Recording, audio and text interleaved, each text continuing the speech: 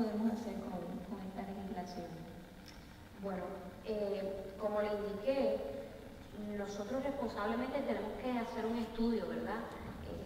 Yo no sé si Pedro Julio recuerda que una vez estábamos conversando que incluso en Nueva York tienen una ley muy parecida a la nuestra, o sea, no necesariamente tenemos que crear una legislación nueva, sino que tenemos que ver cómo la vamos a poner en vigor. Y eso es precisamente lo que el área de legislación del Departamento de Justicia está verificando. ¿Cuál es la realidad jurídica en otros estados, en otros países? Porque este Código Penal, que fue hecho, ¿verdad?, en el 2004, tiene mucho derecho comparado con otros países de Latinoamérica y de Europa, etc. Pero yo creo que se quedó un poquito corto en esa área. Y eso es lo que estamos haciendo. Y pues eso requiere, ¿verdad?, un poco de tiempo, no es un estudio que se puede hacer así deprisa. Y estamos trabajando con eso. Nos reunimos constantemente con los abogados de legislación para ver en qué estatus están, qué es lo que se piensa. Hemos tenido reuniones con el licenciado Joel Ayala de la Comisión de Derechos Civiles, que son expertos en el tema, ¿verdad?, los derechos civiles, para ver cuál es su opinión sobre el asunto. Estamos trabajando en eso. Sabemos que es un asunto que corre gran prioridad, pero Roma no se hizo en un día. Y poco a poco hemos logrado unas cosas que apenas hace un año atrás no teníamos. Esa conciencia en estas agencias como policía, justicia, eso no estaba de la forma que está ahora. Y queremos aprovechar, ¿verdad?, que tenemos un secretario que está abierto a este tipo de discusión y que sobre todo, al igual que yo, ¿verdad?, piensa en que no importa, ¿verdad?, la condición, género, raza, religión, ideas políticas de la persona, nosotros como Departamento de Justicia tenemos una responsabilidad de proteger a esas personas, porque nunca se ve al fiscal, siempre se ve al fiscal como la persona que acusa o que trata de meter preso a alguien, pero la realidad es que el fiscal es el abogado de la víctima. El fiscal es el que está allí en sala defendiendo los intereses de la víctima de delito. Y en cuanto a eso, sabemos que tenemos que trabajar más, pero lo estamos haciendo. En este momento me gustaría incluir alguna de las voces de la audiencia, porque hemos escuchado ya un panorama desde el aspecto social, ese sentir humano que nos ha compartido Francesca, a esas iniciativas que se han hecho desde la misma legislación para atender la situación, y algunas iniciativas de otras instancias, como podría ser aquí mismo nuestro sistema UPR, promoviendo este tipo de actividades, promoviendo programas que atiendan la situación de violencia. Me gustaría, si alguien de la audiencia quiere compartir con nosotros su sentir acerca de este conversatorio. Hemos hecho esto de una forma bastante liviana, en el asunto de que pues hemos traído varias ópticas, y entre esas ópticas quisiéramos escuchar también al público. Cuéntame. En lo que se levantan a hacer todas las preguntas que tienen, porque yo sé que se van a levantar todos y todas, quiero hacer dos señalamientos. El primero es que ante nosotros tenemos una mujer, que es Francesca, y en los medios de comunicación, lamentablemente, en algunos casos, han dicho que es un transexual. Y yo creo que nosotros tenemos que ser muy responsables en la utilización de los pronombres que nosotros vamos a referirnos a las personas y el género que esas personas tienen, ¿no? Y en este caso tenemos una mujer transexual, una mujer heterosexual, porque su orientación sexual es una atracción hacia los hombres. Por lo tanto, tenemos que tener eso bien claro, que ante nosotros tenemos a Francesca, que es una mujer heterosexual, y también ella decide identificarse como transexual. Pero también hay otras mujeres transgénero y transexuales que no necesariamente quieren que se le identifique como transgénero o transexual, y eso también hay que respetarlo, ¿no?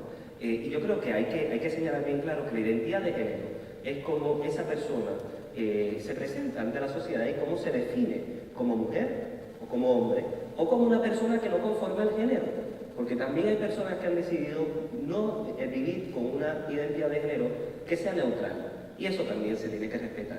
Y por lo tanto, si esa persona pide que se le trate con un pronombre masculino, un pronombre femenino, o simple y sencillamente se utilice su nombre como pronombre, tenemos que respetarlo. Y yo creo que es importante señalarlo porque en algunos de los reportajes que estuvimos viendo en el pasado, y que no tan solo fue aquí, porque yo creo que ¿verdad? En otros canales de televisión y también en la prensa ha sucedido que se han utilizado mal los pronombres, ¿no? Y de hecho, en algunos de los casos que hemos visto de las muertes, de los lamentables asesinatos de las personas LGBT en este año, han identificado a las mujeres transexuales como hombres homosexuales que estaban vestidos de mujeres o que tenían prendas femeninas, ¿no? Y nosotros tenemos que tener bien claro que no son hombres homosexuales, son mujeres transgénero, son mujeres transexuales, y tenemos que tener eso en cuenta. Y yo quería dejar eso bien claro, porque es parte de la transfobia que, ¿verdad?, perpetúa un estado de crimen, de desigualdad en contra de las personas transgénero y transexuales, y que nosotros tenemos que respetar esa diversidad de género, ¿no?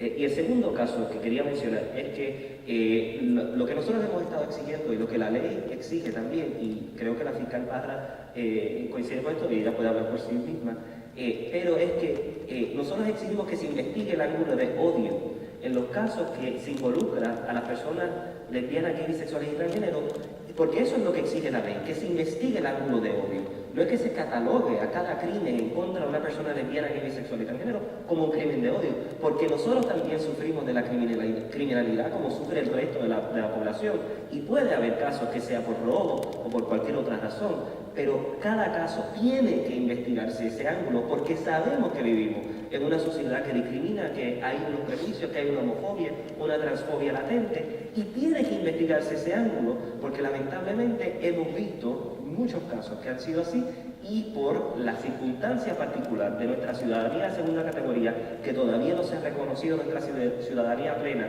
en esta sociedad, tenemos que atender esta problemática con esa visión de que se investigue el ángulo de odio, aunque se descarte después dentro de la investigación, pero tiene que investigarse.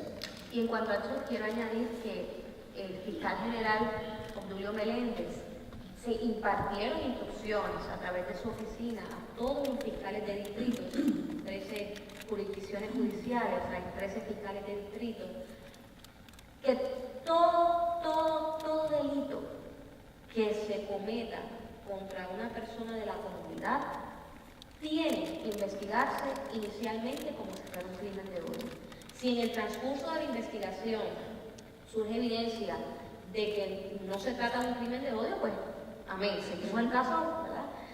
Pero eso se hace precisamente para preservar cualquier evidencia y para asegurarnos que al momento de nosotros radicar ese agravante, esa evidencia esté ahí. No quisiera dejar pasar la oportunidad para decirle algo que le he dicho a Pedro muchas veces. En este caminar, ¿verdad?, que me ha tocado hacer y que he comenzado a conocer a la comunidad, Pedro Julio sabe que yo le he pedido muchas veces que yo tengo que aprender, ¿verdad?, de la comunidad. Los fiscales tienen que aprender de la comunidad, porque probablemente un fiscal no sabe a lo mejor cómo tratar a Francesca en una silla de testigo. Esas son cosas que tenemos que ir aprendiendo. Pero sí puedo decir que he visto cierta división en la comunidad, y tengo que decirlo. Hay una división bastante marcada dentro de la misma comunidad. Y yo creo que para un movimiento, una comunidad, poder lograr lo que quiera lograr, tiene que haber sobre todo unidad. Porque si unos tiran para un lado y otros tiran para otro, esos esfuerzos se pierden, se diluyen.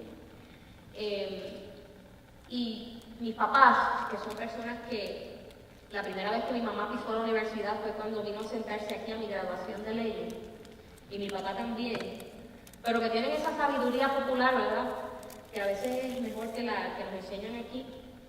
Ellos siempre me enseñaron que en lo esencial, unidad, en lo no esencial, tolerancia, en todo amor.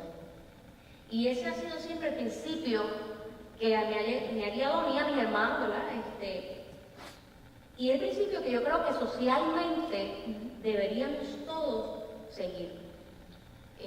Dentro de la misma comunidad hay mucha diversidad, muchísima, pero eso no debe ser motivo de división. Y yo invito a la comunidad a que se unan, porque si quieren cambios sociales, legislativos, cambios reales, tiene que haber unidad, un firme propósito y que todos estemos encaminados al mismo blanco. De lo contrario, el proceso va a ser mucho más largo, mucho más difícil. ¿Y por qué no hacerlo más fácil si nos unimos todos? Los que no somos parte de la comunidad, pero que podemos ayudarlos, y la comunidad como tal. Yo tengo que hacer un señalamiento sobre ese particular, ¿verdad? Y tengo que, obviamente tengo que hacerme eco de que yo creo que nosotros tenemos que buscar aquellas cosas que nos unen y caminar, ¿no? Hacia... Porque yo creo que tenemos el mismo fin como comunidad, nosotros queremos ser tratados con respeto y en igualdad. La unidad no significa unanimidad, y la unidad no significa una total cohesión de que todos tengamos la misma estrategia, ni el mismo caminar, ni que vayamos todos tomados de la mano. Pero yo sí coincido con la fiscal de que tiene que haber un respeto. Y lamentablemente, tanto dentro de nuestra comunidad, es igual que la comunidad heterosexual, no hay unanimidad en la comunidad heterosexual. Hay veces en que nos faltamos el respeto, más allá de nuestra orientación sexual o identidad de género. Y eso pasa dentro de la comunidad LGBT, pasa en la comunidad heterosexual. El problema que nosotros tenemos es que nosotros somos una comunidad en minoría, ¿no? Y tenemos bajo nosotros una lupa que maximiza o pone en un perfil mucho más amplio, más abierto, esas diferencias que hay dentro de la comunidad. Yo creo que, como dice la fiscal, el amor tiene que prevalecer por encima de cualquier otra razón.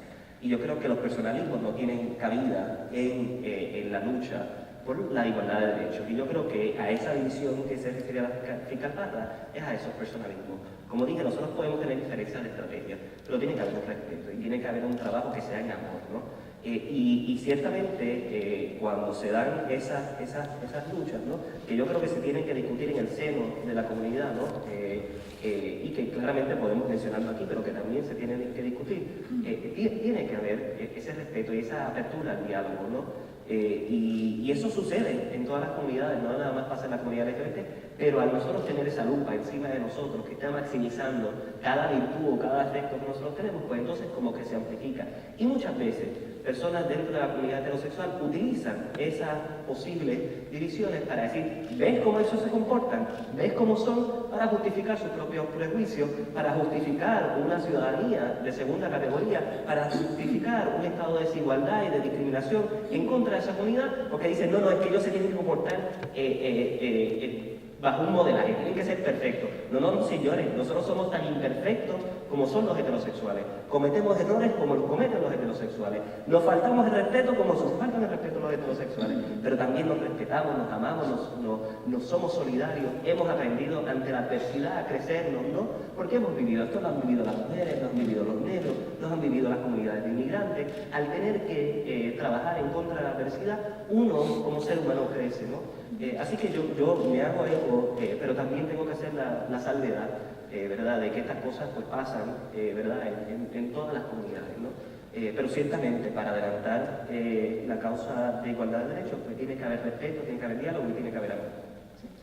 Sí, quería abundar un poquito más, como en lo de mi caso, pues cuando me hicieron la agresión, muchas personas se preguntaron, ¿y por qué debieron? Se lo habrá buscado. O sea, son personas insensibles que no pueden pensar que eso le pudo haber pasado a su mamá, a su papá, a cualquier familiar, a cualquier persona.